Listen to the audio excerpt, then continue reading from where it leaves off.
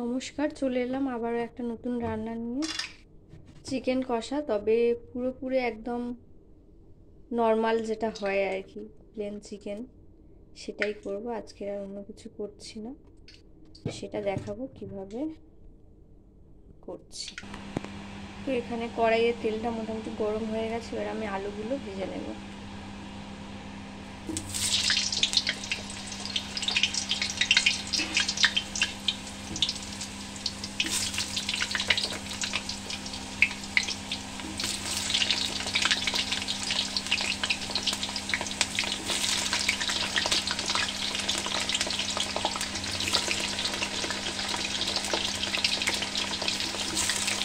আর চিকেনটা একটু বেশি আছে, এখানে আমি আলুগুলো ভালো করে ভেজে নেব।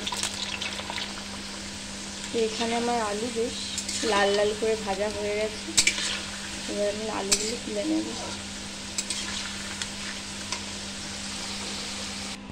এখানে আমি তেলের উপরে যেটা দেবো সেটা হলো তেজপাতা আর গোটা গরম মশলা,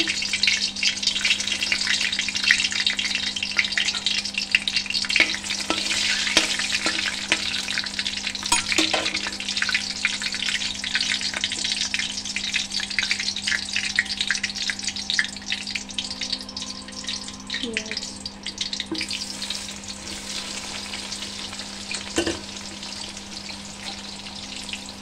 আর লবঙ্গগুলো তেলের উপরে দিলে বড্ড ছিটকায়, যার জন্য আমি এটা পরে দিলাম।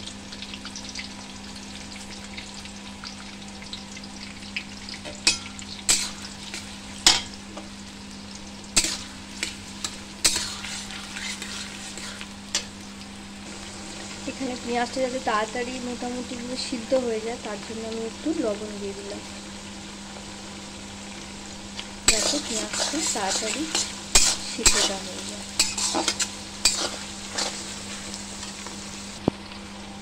তো এখানে পেঁয়াজটা মোটামুটিভাবে 50% কুক হয়ে গেছে, এবার আমি এখানে ক্যাপসিকামগুলো দিয়ে দেব।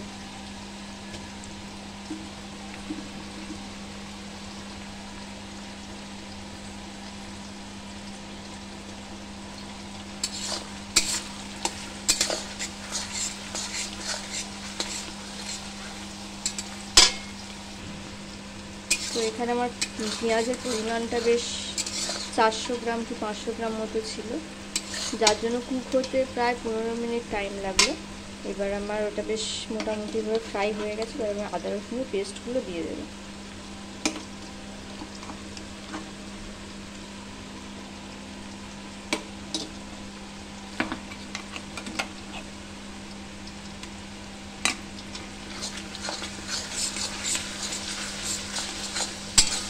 যাতে পেঁয়াজটা তাড়াতাড়ি আগে কুক হয়ে যায়। তো এখানে আমি দুটো বড় সাইজের টমেটো নিয়ে নিয়েছি, এটাকে আমি ভালো করে মিহি করে পেস্ট বানিয়ে নেব। আরও 10 মিনিট কুক করার পর মোটামুটি এরকম দেখতে হয়েছে। এবার আমি এখানে যে বড় বড় দুটো টমেটো পেস্ট করে রেখেছিলাম সেটা দিয়ে দিলাম।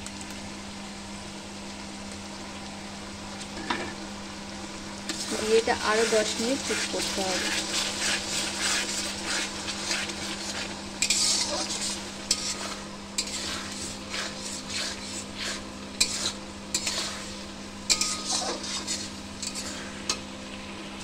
তো একটু আগে মশলাটা একরকম দেখতে ছিল, এখন বেশ প্রপারভাবে কুক হয়ে যাওয়ার পর মশলা দিয়ে একটা তেল ছেড়ে গেছে, সেটা দেখাই যাচ্ছে। উপরের দিকে বেশ তেলটা চলে এসছে। এবার যে শুকনো মশলাগুলো লাগে সেগুলো এবার এর সঙ্গে এখানে দিতে থাকবো। তো এখানে এই অবস্থাতে আমি হলুদের গুঁড়োটা দিয়ে দিলাম, আর সাথে লঙ্কার গুঁড়োটাও দিয়ে দেবো।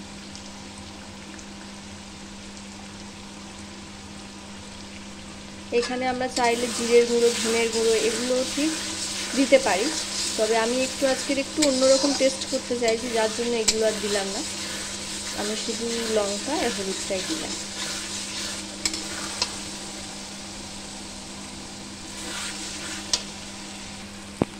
তো এখানে আমার 2 কিলো চিকেনের জন্য যে মশলাটা কষাচ্ছিলাম, মোটামুটি মশলাটা রেডি করতে আমার প্রায় 40 মিনিটের উপরে টাইম লাগলো। তো এখানে পুরোপুরিভাবে মশলা কষানো কমপ্লিট। এবার আমি চিকেনগুলো একে একে দিতে থাকবো।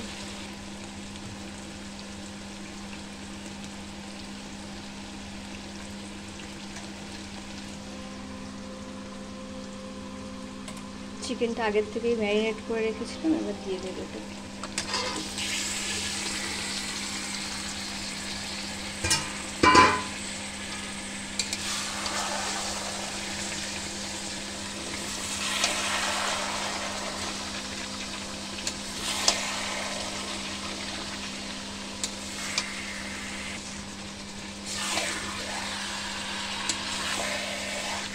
দু কিলো চিকেন আছে, এটা এবার আমাকে ভালো করে কষিয়ে নিতে হবে।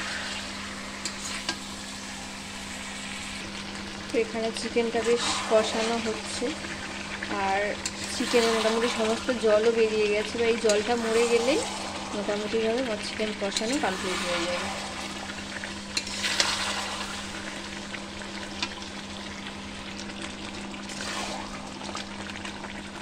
চিকেন থেকে মোটামুটিভাবে মশলা এখনও ঠিকঠাকভাবে মিশতে আরও অনেকটা টাইম লাগবে, যেহেতু চিকেনের পরিমাণটা একটু বেশি। তো আমি এটা বেশ ঢাকা দিয়ে জিনিসটাকে ঠিকঠাক যাতে দেখতে লাগে সেটা করবো, আর খেতেও যেন লাগে ঠিকঠাক। বেশ এরকমটা দেখতে হয়েছে। এবার আমি আলুগুলো দিয়ে দেবো, নাহলে আলুগুলো সিদ্ধ হবে না আর চিকেনটা সিদ্ধ হয়ে যাবে। এবার আলু আর চিকেন একসাথে দুটো কষাতে থাকবে। যেহেতু জলটা মোটামুটিভাবে শুকিয়ে গেছে চিকেন থেকে যে জলগুলো বেরিয়েছিল, এবার এই পজিশানে আমি এবারে লবণটা দিয়ে দেবো স্বাদ অনুযায়ী।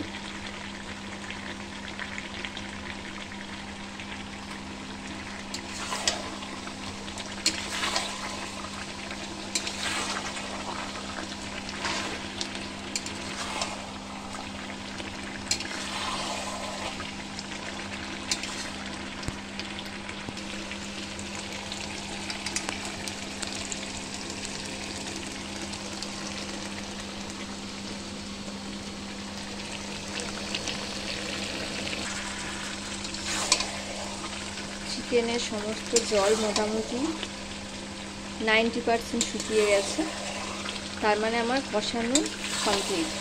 এবার এই যে অবশিষ্ট এই যেটুকু আছে এটুকুও শুকিয়ে গেলে তারপরে আমি উষ্ণ গরম জল দেবো এখানে। কষিয়ে কষিয়ে মোটামুটি এখন ড্রাই ব্যাপার হয়ে গেছে। এবার আমি জল দেব। জল মিন্স আমি এখানে উষ্ণ গরম জল করে রেখেছি সেটা দেব।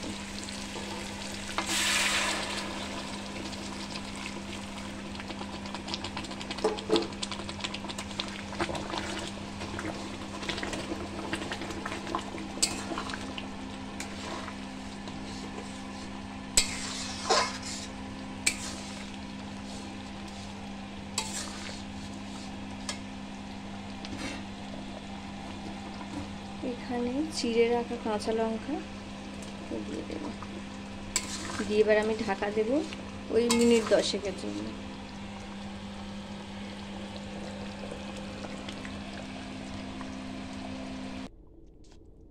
তো মোটামুটি মিনিট 10 ফোটার পর আমার তরকারিটাতে বেশ সেরকম কালার এসছে, একটা সুন্দর দেখতে লাগছে, খেতেও যথেষ্ট সুন্দর হবে। সিম্পল একটা চিকেন কষা না চিকেন, হ্যাঁ কষাও বলা যাবে, মাংসের ঝোলও বলা যাবে। এবার এখানে বেটে রাখা গরম মশলাটা দিয়ে দেব।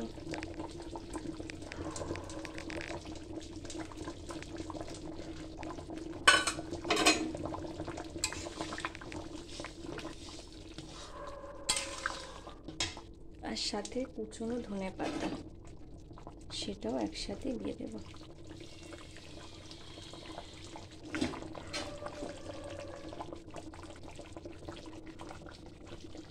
তারপর বেশ এরকম একটা লুক এসছে। তো আমার রান্নাটা কার কার ভালো লাগলো অবশ্যই কমেন্টের মাধ্যমে জানিও, আর ভালো লাগলে একবার লাইক আর একটা সাবস্ক্রাইব।